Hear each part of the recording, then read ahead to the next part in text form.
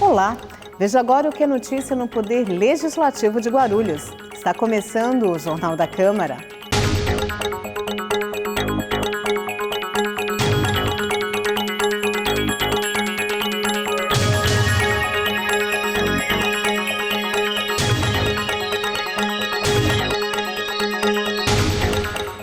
A Comissão de Obras se reuniu na última quinta-feira para analisar dois projetos de lei. O projeto de autoria do vereador Pastor Anistaldo, do PSC, recebeu parecer favorável. A medida exige que todas as passarelas de pedestres e pontes por onde passam veículos tenham traves de proteção de altura. Quem explica o parecer é o presidente da comissão, Geraldo Celestino, do PSDB. Nós já tínhamos dado parecer favorável, uma trave de proteção em viadutos. Infelizmente, Guarulhos tem tão poucos viadutos, né? Temos um viaduto que corta a rodovia Presidente Dutra, que está dentro de Guarulhos, e ele obriga a Prefeitura Municipal a instalar essas traves de proteção, marcando a altura dos viadutos para não haver acidente. E isso é normal acontecer isso na cidade, principalmente ali na Avenida Guarulhos, e é uma prevenção. Então, nós demos parecer favorável, onde ele determina a execução pela Secretaria de Trânsito e Transporte do município. O senhor vê esse projeto com bons olhos, realmente, para impedir aí que algum acidente mais grave aconteça, já que às vezes é comum mesmo, como o senhor citou aqui, caminhões entrarem debaixo do viaduto, levam o viaduto inteiro, aí demora muito mais para reconstruir, né? A única coisa triste nesse projeto é que Guarulhos não tem viaduto, né? É uma cidade que não teve um planejamento urbanístico. Então, o único viaduto que nós temos é na Avenida Guarulhos, que já tem essas traves de proteção. Mas é uma lei, a lei é para sempre. Espero aí que a próxima administração construa aí vários viadutos necessários para a cidade. Aí já vamos ter a lei para o município se adequar. O outro projeto, de autoria do vereador Dr. Lécio Sandes, do Democratas, recebeu parecer contrário. A medida cria um novo e polêmico artigo no Código de Posturas do município. Ele altera o Código de Postura da cidade, onde ele cria um artigo onde o proprietário do imóvel, se o Código de Postura estiver prejudicando o imóvel dele, ele não é obrigado a cumprir. É um projeto inconstitucional, que fere aí os princípios constitucionais da Constituição. O município tem poderes de fiscalizar tudo que é instalado dentro da sua cidade, dentro do município, e ele quer alterar esse artigo, criando um novo artigo. Então, nós devemos parecer contrário e vou defender o contrário na tribuna da Câmara quando for para o plenário, porque isso aí não pode acontecer. Mas vocês pretendem conversar com o vereador antes ou não? Vamos conversar com ele, mas a Comissão de Justiça e Redação já deu parecer favorável e vai para o plenário. Então, dentro do plenário, vamos fazer um debate aí com os 34 vereadores e o plenário é soberano. O que decidir será decidido por todos os vereadores. Na quinta-feira, a Comissão de Finanças e Orçamento analisou um projeto de autoria do Executivo que pretende incorporar a gratificação de representação e consultoria jurídica ao salário base dos procuradores da Prefeitura. Paulo Sérgio Rodrigues Alves, do Democratas, explicou por que a comissão ainda não se posicionou em relação ao projeto. Primeiro dizer, entender pela quantidade de projetos que tem pertinente à Comissão de Finanças e Orçamento e também a precaução da comissão para que não haja um impacto dentro das gratificações de outras funções também. Nós estamos minuciosamente observando para ver se realmente não há impacto na questão dos procuradores e também não desprezando as outras atividades, as outras funções dentro do Executivo que também recebem gratificações. A preocupação então dos senhores então é que seja um projeto justo então. Não tenha dúvida, é isso aí. Nós não estamos questionando sobre os valores salariais entre o que recebe um procurador, que nós achamos que justíssimo. Eles devem receber o valor justo pelo que eles desenvolvem, né? Que eu acho que a Prefeitura paga muito pouco aos procuradores também, mas a preocupação nossa é o impacto orçamentário num todo. Então, por isso que houve o questionamento, teve aqui o Dr. Rafael, que é procurador e presidente da Associação dos Procuradores, que veio aqui apresentar sobre o entendimento dele, entendeu? Que não há impacto, porque os encargos já retirado da somatória do salário e a gratificação. Então, portanto, assim, a questão nossa era o regime dos procuradores, se eram estatutário ou seletista. foi observado seletista, então não há questão das gratificações dos quinquênios serem incorporados dentro do salário, né? Porque se fosse do quadro estatutário, ele estaria sendo acrescido do salário e não da gratificação. E quando você traz a gratificação como salário, então significa os quinquênios serão retirados do total e não da gratificação. Então, por isso, essa era a nossa preocupação, mas isso aí foi dirimido. Nós estamos aqui com uma questão, alguns detalhes só, observando para que não haja nenhum prejuízo futuro na questão das outras funções que recebem gratificação também do Executivo. O procurador municipal Rafael Prandini falou sobre a importância da aprovação desse projeto. Esse projeto é importante para que nós possamos fazer justiça. Afinal, essa gratificação objetivou colocar a remuneração dos procuradores em patamares condignos e desde 2011, quando ela foi aprovada, já incide sobre ela todos os encargos. Então, não havendo impacto, conforme ficou conversado aqui na reunião da comissão hoje, isso daí traz uma segurança, uma tranquilidade, porque já por 2 vezes foi discutida essa gratificação pelo Ministério Público e agora está sendo discutida na Justiça, embora o desembargador tenha sinalizado concordar com a natureza salarial e não tenha dado a liminar. 4 projetos de lei foram analisados pela Comissão de Saúde na última quinta-feira. O presidente da comissão, o vereador doutor Alexandre Dentista, do PSDC, destacou o parecer favorável ao projeto de lei de autoria do vereador Toninho da Farmácia, do PSD, sobre a criação do Serviço Móvel de Prevenção de Doenças no município. Realmente é um projeto muito importante para a cidade, porque, na verdade, a prevenção é a alma do negócio, em todos os setores, na odontologia, na medicina. Então, é importante, de qualquer maneira, fica muito mais barato até para o governo a prevenção. E esse projeto do vereador Toninho é exatamente nesse intuito de fazer uma prevenção, tá? Uma unidade móvel sai a campo para poder realmente tentar diminuir as doenças e passar para a população uma forma de prevenção para essas possíveis doenças. De repente o cara vai num bairro, vê ali uma pessoa pisando naquele esgoto, a pessoa vai enxergar alguma coisa que está ali a campo e para poder prevenir possíveis doenças, que fica muito mais barato até para o governo poder tratar, né?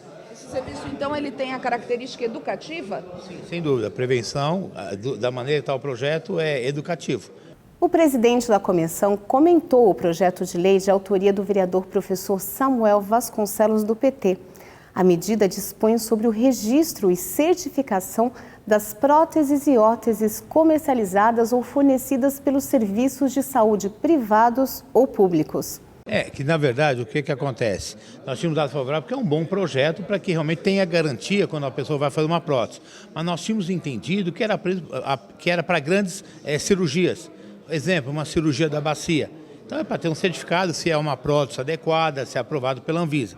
Só que agora, nessa discussão, nós incluímos todas as próteses, porque realmente o projeto inclui todas as próteses. Por exemplo, como a pessoa vai certificar uma prótese dentária?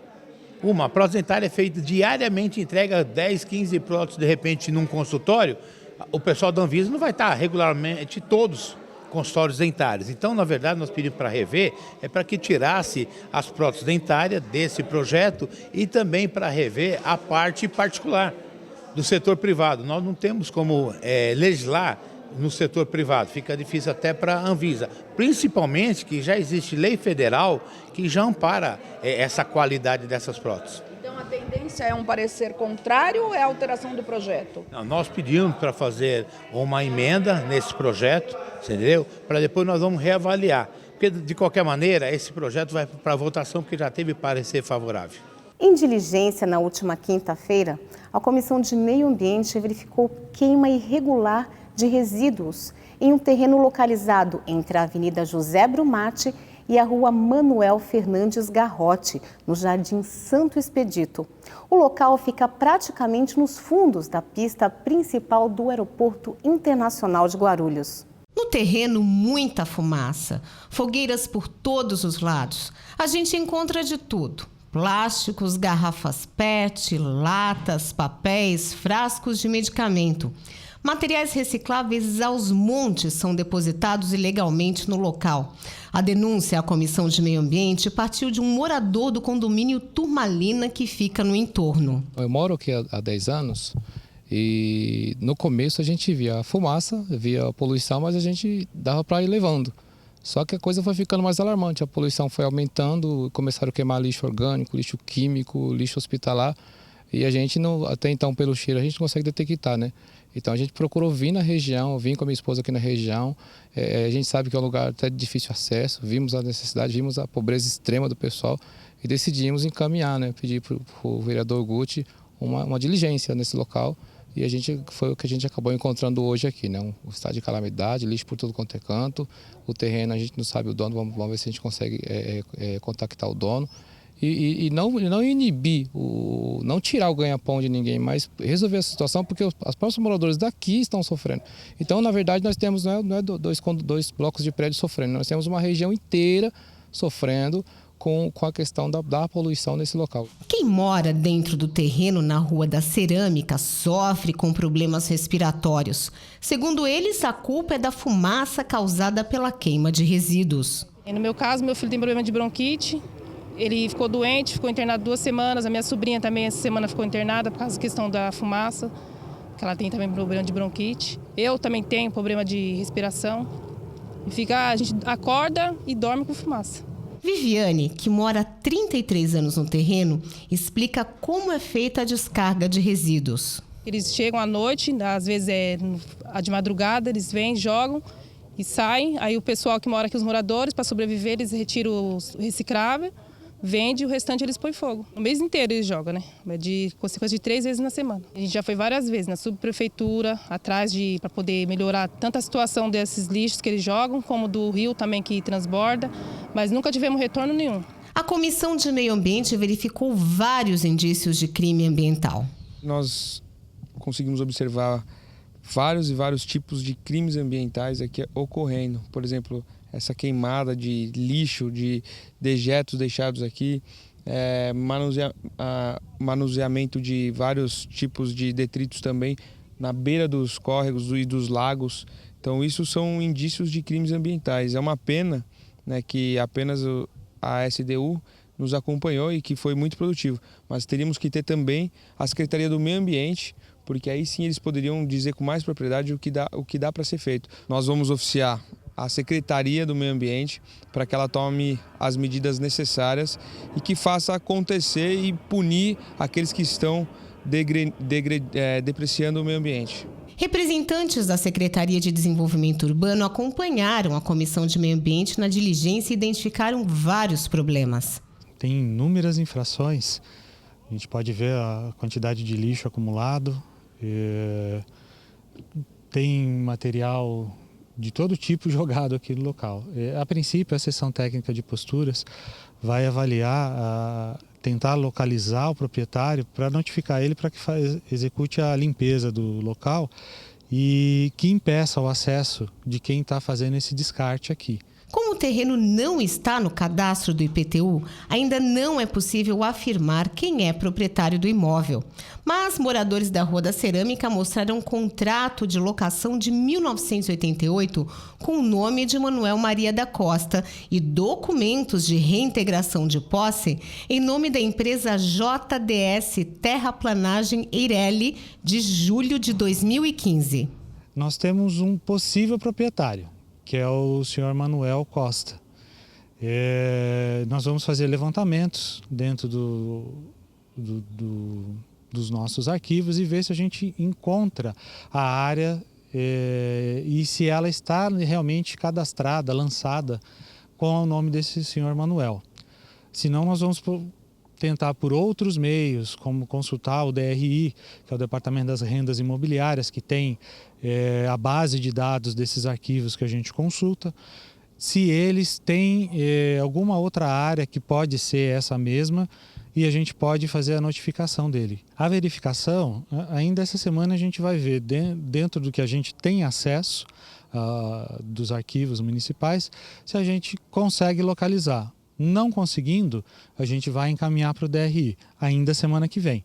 Agora, a resposta de outros setores fica complicado dar um prazo ou não. A gente pode falar pela gente. Chegando na sessão, a gente vai fazer os levantamentos e vai tentar localizar essa área para ver se ela tem cadastramento. Se ela tiver lançamento de IPTU, fica mais fácil, porque a gente já vai ter o nome do proprietário ali e já faz as autuações necessárias.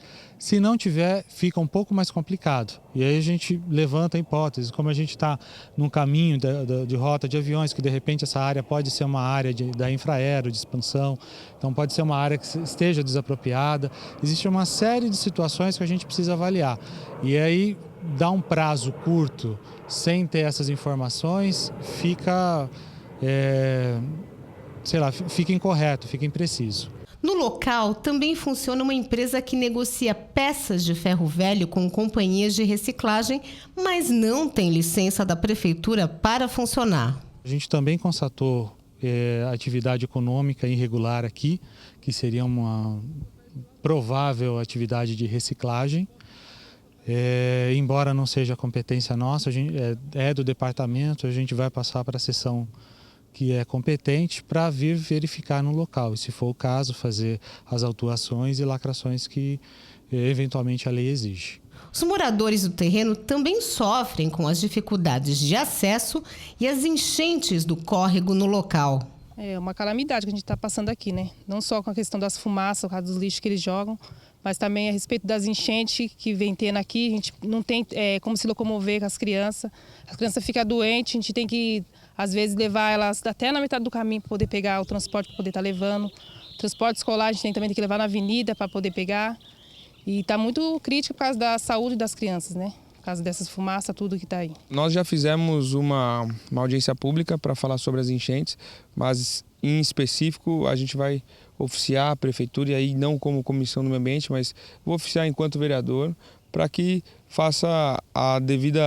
tomem as devidas atitudes que possam desassorear o leito do rio, ou enfim, fazer alguma obra de drenagem, e aí os engenheiros, os técnicos têm que averiguar para ver o que dá para ser feito. E na manhã do mesmo dia, a Comissão de Meio Ambiente se reuniu na Câmara para analisar um projeto de lei da Prefeitura. A medida transforma um terreno da estrada do Elenco em zona especial de interesse social.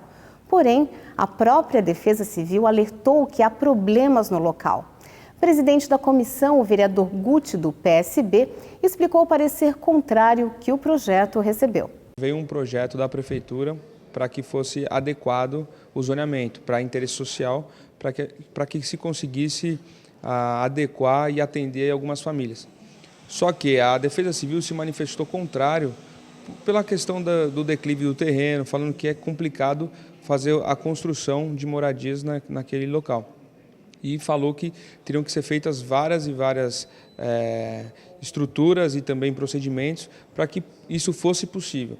Já o meio ambiente não se manifestou de maneira alguma. E a habitação também, ela não conseguiu tecnicamente explicar se seria possível ou não. Então nós, com falta de dados e com dados negativos da Defesa Civil, vamos dar parecer contrário, porque se transforma uma zona para interesse social, ela tem que atender, ela tem que construir unidades habitacionais para atender a população. Se não tem como, para que então transformar em interesse social? Então, nesse sentido, nós vamos dar o parecer contrário e seguir o rito normal aqui na casa. Você considera uma certa irresponsabilidade da prefeitura de mandar projetos desse tipo para cá? Porque, de repente, se passa e constrói, pode ser que depois o empreendimento caia, desabe, tenha problemas? Na verdade, eu acredito que é uma falta de preparo, porque muitos projetos vêm sem as adequações necessárias, sem as justificativas necessárias, sem todos os dados que a gente precisa ter para analisar, que aí acaba ficando um pouco mais demorado, porque a gente tem que fazer alguns requerimentos para saber informações complementares. E fizemos alguns requerimentos e essas informações complementares não vieram, como eu disse, da Secretaria do Meio Ambiente, por exemplo. E a Defesa Civil se manifestou muito bem, só que se manifestou contrariamente, né, dizendo que há uma série de requisitos que têm que serem atendidos para que essas habitações, essas unidades possam sair. Então, se é interesse social, se presume que tenha que se construir unidades habitacionais. Se não dá para construir, não tem por que virar zona de interesse social. No próximo bloco, confira o resumo da sessão de quinta-feira. O Jornal da Câmara volta já.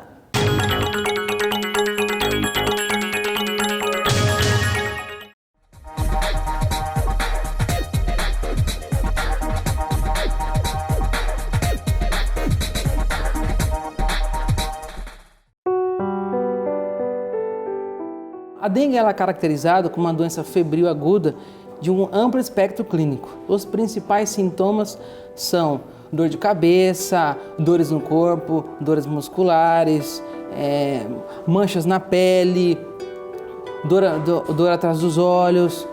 Geralmente são esses sintomas. Há casos mais graves que pode evoluir para, por exemplo, choque ou até mesmo quadro hemorrágico. Os primeiros sintomas que eu tive foi uma febre, dor nos olhos e atrás da cabeça e uma indisposição bem grande. A partir do terceiro dia eu comecei a ter os sintomas como vermelhidão na pele, coceira e enjoo. No começo eu achei que era uma gripe, só a partir do momento que eu tive a coceira e a vermelhidão no corpo que eu comecei a suspeitar que era uma dengue. A dengue dá muita indisposição. A pele ela fica inchada, vermelha e você acaba sentindo muita dor ao tocar as coisas, ao manusear objetos. Demorou em torno aí de 9 a 10 dias para assumirem todos os sintomas. A dengue hemorrágica ela é a forma grave da doença. Ela pode evoluir com um quadro de choque e também pode ter quadros hemorrágicos. O principal tratamento da dengue está associado com a hidratação, então precisa ingerir muito líquido, porque não tem um medicamento antiviral. Após você ingerir muito líquido, você pode tratar, por exemplo, os sintomas com analgésicos. Tomei só o paracetamol e muita água. Automedicação jamais. Deve procurar o serviço de saúde. A dengue pode matar.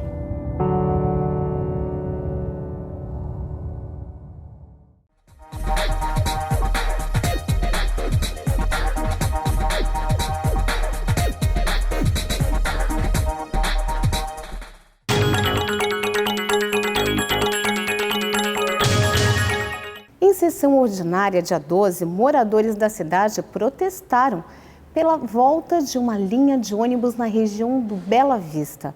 Na Tribuna Livre, Marialva Salazar reforçou a reivindicação. E quero agradecer também todas as pessoas que eu estou representando. Pena que não pode vir todos, mas tem muita gente aí, e principalmente os idosos. A nossa reivindicação aqui é sobre as demandas dos bairros. Por quê? Os nossos bairros estão completamente abandonados. Próximos às escolas estão totalmente abandonados. E nossa reivindicação hoje aqui é principalmente a volta da linha 350, que tiraram, e quem mais era bem beneficiado eram os idosos. Alguns estão aqui. Muito obrigada a vocês, muito obrigada a vocês que puderam vir aqui, viu? Eu agradeço. Então, senhor presidente, eu acho assim, o vereador, eu sou liderança de bairro há 9 anos. Eu entrei a primeira vez com 317 votos. Eu agradeço a Deus, agradeço o povo que foi lá votar, deu a confiança, votar para que eu fosse eleita. E eu quero agradecer também a todas as pessoas que puderam nos ajudar. Nós precisamos que a linha 350 volte. Por quê? Muitos trabalhadores que trabalhavam no shopping, tem jovens ali, aquelas 2 jovens lá, perderam seus empregos, porque elas ganhavam 950 no shopping, e por conta de pagar 4 conduções, não tem condições de ganhar R$950 e pagar 4 conduções por dia, porque a passagem de Guarulhos é a mais cara do Brasil. Se você investigar, se você pesquisar, senhor presidente, o senhor vai ver que é a passagem mais cara do Brasil. E a nossa reivindicação é que a linha 350 volte o mais rápido possível. Porque uma vez eu entrei no ônibus, os motoristas estavam maltratando os idosos. E eu luto pelo povo, pelos idosos e pelas crianças. Doa quem doer, eu vou continuar lutando. Durante o grande expediente, 15 requerimentos foram aprovados. Entre eles, um pedido de informações sobre a falta de médicos na UBS Santa Paula. Elaborado pelo vereador Guti, do PSB, o requerimento gerou bastante debate entre os parlamentares. A gente sabe que a saúde é um dos grandes gargalos do nosso município. Todas as ações públicas, todos os segmentos que dependem de ações públicas, a gente sabe que a cidade vem sofrendo. Mas a saúde, em especial, é uma coisa que não consegue esperar. A pessoa não consegue ficar muito tempo na fila do hospital, porque ela pode já não precisar mais do hospital. Ela não consegue ficar muito tempo esperando uma consulta, porque talvez ela não precise mais de uma consulta, porque ela não estará mais nesse mundo. Então, é uma coisa urgente e é um problema anacrônico que tem que ser resolvido, natural, que a saúde no Brasil está deficitária. Mas em Guarulhos, ela é alarmante. Eu costumo dizer, as pessoas falam, a saúde está muito mal em Guarulhos. Eu falo, não, a saúde não existe. Quando está mal é que ela existe. Em Guarulhos não está existindo saúde. Falta médico, falta remédio. Os vereadores Dr. Alexandre Dentista, do PSDC, e Dr. Lécio Sandes, do Democratas, também criticaram a saúde no município. Porque a maioria das UBS dessa cidade, vereador, faltam médicos. E eu duvido que até o término desse mandato vai ter reposição desses médicos. Principalmente que o senhor prefeito já está no limite das contratações, do limite das responsabilidades fiscais dele sobre contratações. Então, eu acredito que não vai poder, inclusive eu fiz um ofício requerendo uma urgência em contratações emergenciais para a maioria das UBS da cidade que não tem médico. Inclusive, até a UPA, que vai ser inaugurada vai ser inaugurada o mais rápido possível, que é a UPA Paulista e a UPA Cumbica, também não tem médico para essas unidades de saúde. Então, eu gostaria de parabenizar o vereador Guti pela denúncia feita da UBS Santa Paula, mas infelizmente para a nossa população, em quase todas as UBS da cidade, em quase todas as unidades de saúde da nossa cidade não tem médico. Eu estive na Secretaria de Saúde poucos dias atrás para cobrar do secretário de Saúde de alguns gerentes dessa cidade que estão cuidando das unidades básicas de saúde, como é lá do Inocop, e foi colocado para fazer o papel de gerente, no entanto não recebe como tal. Não recebem. E a informação que eu obtive, que precisa vir um projeto de lei para esta casa, para criar este cargo, porque os cargos que no passado foram criados, não estão disponíveis para alocar essas pessoas. Só que está lá o funcionário que sai do outro canto da cidade de Guarulhos para fazer às vezes da Secretaria de Saúde e não recebe como tal. Isso é justo? Não é justo.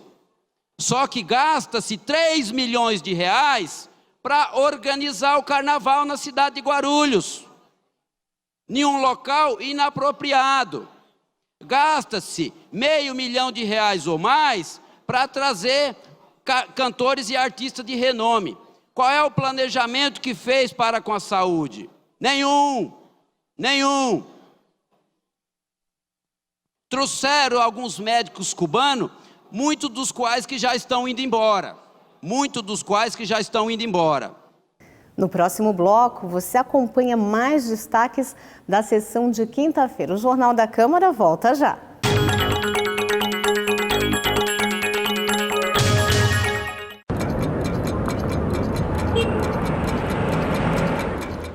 Como que a gente pode participar e contribuir na criação das leis?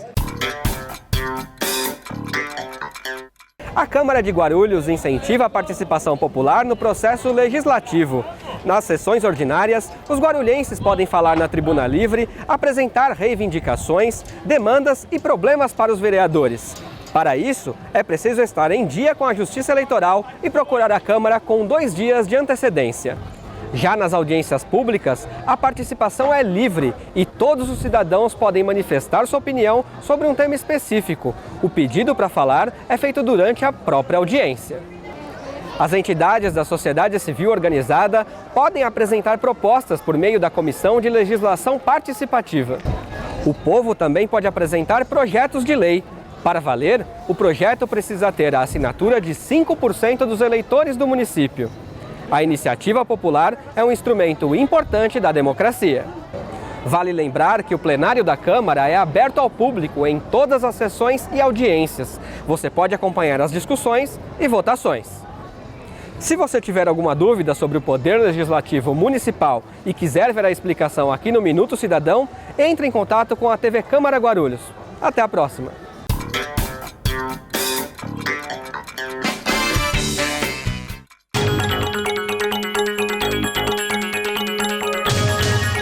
De volta com o resumo da sessão ordinária do dia 12. Durante a ordem do dia, foi aprovado um projeto do Executivo que altera dispositivos na lei do Conselho Municipal de Política Cultural. Esse projeto foi elaborado por nós, ainda na condição de secretário municipal de cultura, submetemos ao prefeito, que encaminhou a esta casa. Trata-se de nós adequarmos algumas questões que não foram previstas e que nós precisamos estar em consonância com a legislação federal que criou o Sistema Nacional de Cultura. O Sistema Nacional de Cultura vinha sendo debatido há mais de 20 anos no Brasil inteiro, em todos os lugares, secretários municipais, ativistas culturais, artistas, produtores, fazedores de cultura do Brasil inteiro. E as cidades têm procurado, através dessa iniciativa do Ministério da Cultura, a partir da gestão do ministro Gilberto Gil, em 2001. Em 2003, o ministro Gilberto Gil inicia essa discussão, depois reforçada pelo ministro Juca Ferreira e pelos ministros que vieram depois, e conseguimos aprovar uma legislação sobre esse Sistema Nacional de Cultura que, entre outras coisas, coloca a obrigatoriedade dos municípios também terem os seus sistemas municipais, garantindo a democracia do ponto de vista de ter conferências municipais, de ter um conselho municipal de cultura, de ter instituído um fundo municipal para que a gente possa avançar ainda mais na pauta da cultura. Ainda nessa parte da sessão, 3 vetos do Executivo foram derrubados e 2 mantidos. Um último veto também foi discutido pelos vereadores, mas acabou não sendo votado por falta de quórum. O item permite que motoristas ultrapassem o sinal vermelho entre as 10 da noite e as 6 da manhã. O trânsito no Brasil mata mais do que muitas guerras mundo afora. E no momento em que a gente aprova uma lei que você permite que as pessoas passem no sinal, no semáforo vermelho, ainda que seja no período noturno, como você está dizendo, você está legitimando que um acidente de trânsito possa acontecer, né? A questão de segurança que é aventada nesse momento, cada qual tem que fazer análise naquele momento, e o cruzamento, a pessoa ela tem que avaliar se pode ficar, se não pode, mas avançar o semáforo vermelho e a gente legitimar isso vai fazer com que acidentes aconteçam e pessoas venham a perder a sua vida em razão da gente, de repente, derrubar esse veto que, na minha opinião, foi bem feito pelo governo municipal. Então, eu encaminho que os nobres colegas votem pela manutenção do veto, para que a gente não fique com as nossas mãos sujas de sangue pelos acidentes de trânsito que passarão a acontecer na nossa cidade com a nossa conivência. É um absurdo a gente votar favoravelmente, aliás, pela derrubada do veto. Então, tem que fazer a manutenção do veto e garantir que vidas sejam preservadas na nossa cidade, presidente. É justamente a preservação de vidas. Porque o projeto, além de não ser só para uma secretaria, para um período de um mandato, também não é só para uma região da cidade. E nós temos lugares que, infelizmente, apesar da luta da segurança pública, apesar do atendimento que tem nos dado a Polícia Militar do Estado, tem, às vezes, na periferia, alguns bailes que chamam de pancadão, doutor Alexandre, que chamam de pancadão, e que depois das 10, 11 horas da noite, na madrugada, jovens que às vezes por falta de opção, ou mesmo bem intencionados, mas vão se divertir, saem destes lugares, e por vezes alcoolizados ou semi-alcoolizados, e com o teor do que será divulgado, que após as 22 horas, não serão multados, porque nós sabemos a dificuldade da informação, infelizmente, e nós do governo temos culpa nisso, vai vir o senso comum, e avançarão sinais, e nós teremos um grande prejuízo quando se tratando da preservação de vidas nessa cidade. Então, quero encaminhar pela manutenção do veto, entendo as razões de quem é contrário ao veto, mas entendo que esta casa tem que refletir, quem sabe até para uma próxima votação, sobre a importância do tema aqui tratado. Obrigado. Os outros vereadores discordaram da argumentação e ressaltaram os riscos de assalto ao parar no sinal.